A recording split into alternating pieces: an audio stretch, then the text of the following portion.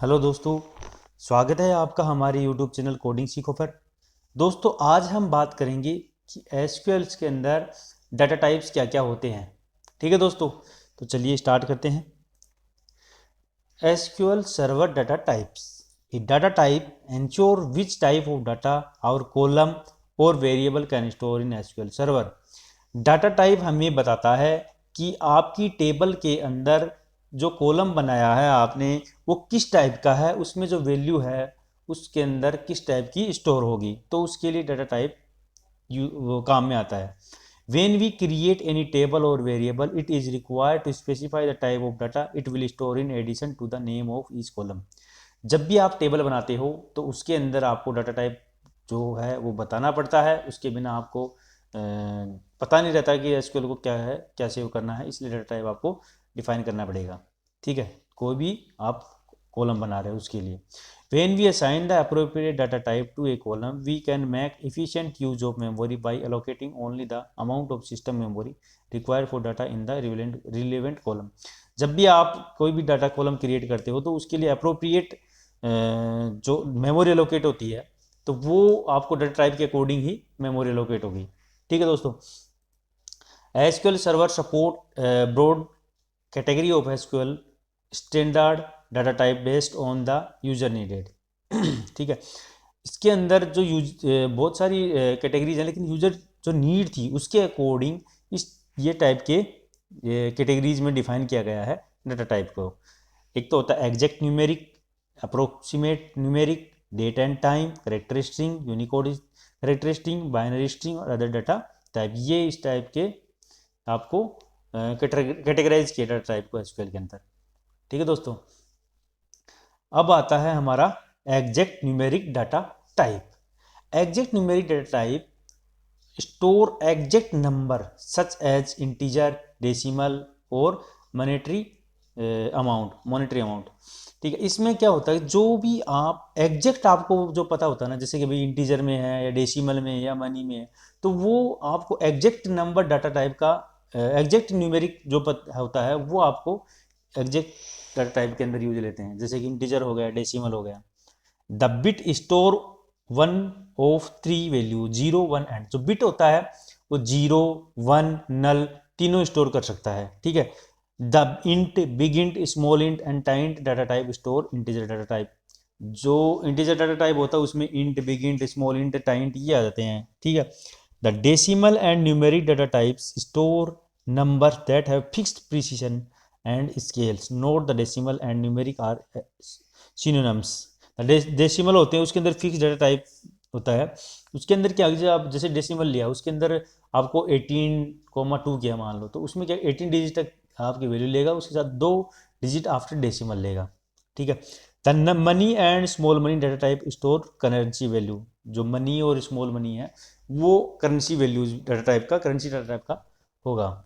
ठीक है, ये डाटा टाइप हैं जो कि एग्जैक्ट डाटा टाइप है। ठीक है, उसमें क्या होगा कि बिग इंट है जो कि 8 बाइट्स का होता है, इंट होता है वो 4 बाइट्स का, स्मॉल इंट होता है वो 2 बाइट्स लेता है, टाइंट होता है वो 1 बाइट लेता है। ठीक है, बिट है वो 1 बाइट मीन्स ये 8 बिट कॉलम लेता है। डेसिमल 5 to 17 बाइट्स लेता है, न्यूमेरिक 5 to 17, मनी 8 बाइट्स और small money 4 bite.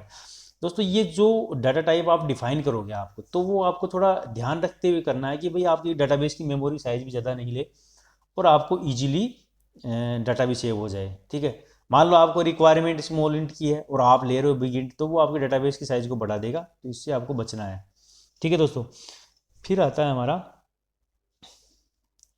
Approximate numeric data type.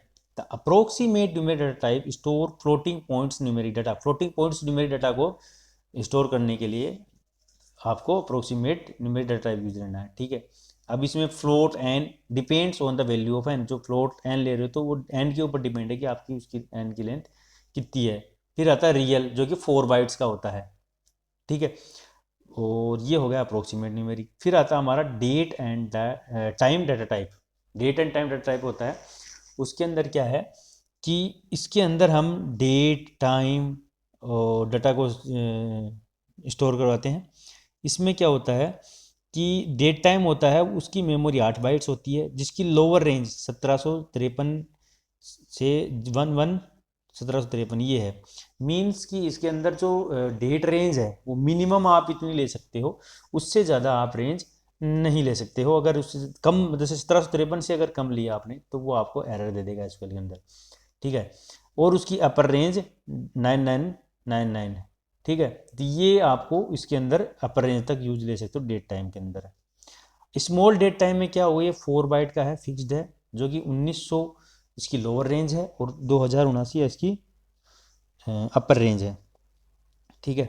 अब डेट है वो 3 बाइट्स का है, फिक्स्ड है, और इसके अंदर 001 और अपर हो जाएगा 9999, ठीक है, 4 टाइम 9 होगा। टाइम के अंदर ये 5 बाइट्स का होता है, ठीक है। और डेट टाइम ऑफसेट ये 10 बाइट्स का होता है और डेट टाइम टू 6 बाइट का होता है, ठीक है दोस्तों। तो वो आपकी रिक्वायरमेंट्स के ऊपर डिपेंड करता है कि आप किस टाइप का डाटा टाइप ले रहे हो। बाकी आपको डाटा जब भी ले रहे हो तो आप थोड़ा सोच समझ के लेना चाहिए, क्योंकि डाटाबेस की साइज को बढ़ाता है ये, ठीक है। फिर आता है हमारा character string data type. Character string में क्या होता है, करेक्टर्स को जो भी स्टोर करते हैं उसके लिए हमें करेक्टर स्ट्रिंग को यूज लेते हैं, जिसमें कि कैर जो कि एन बाइट्स होता है, वेर कैर जैसे मान लो वेर कैर 20 30 50 100 कुछ भी ले सकते हो, प्लस 2 बाइट, उसमें जो एन बाइट्स लिया हो प्लस में 2 बाइट और ऐड हो जाती हैं। वेर कैर मैक्स में n bytes plus 2 bytes, and maximum इसकी जो लेंथ होती है वो 231 कैरेक्टर होती है। टेक्स्ट में क्या होता है, ये एन बाइट्स होता है प्लस 4 बाइट्स इसमें और ऐड हो जाता है टेक्स्ट के अंदर, ठीक है। तो ये हो गया आपकी करेक्टर स्ट्रिंग।